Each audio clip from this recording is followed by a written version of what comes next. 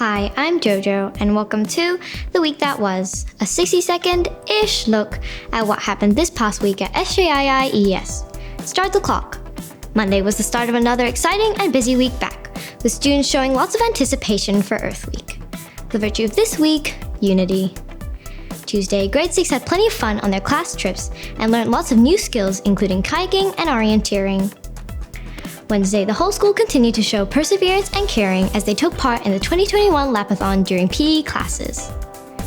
Thursday, students continued showing lots of commitment as they worked on being more eco-friendly through their Earth Week pledges. Friday ended an exciting second week back with students showing lots of enthusiasm as they played minute-to-win-it games made by the house teams.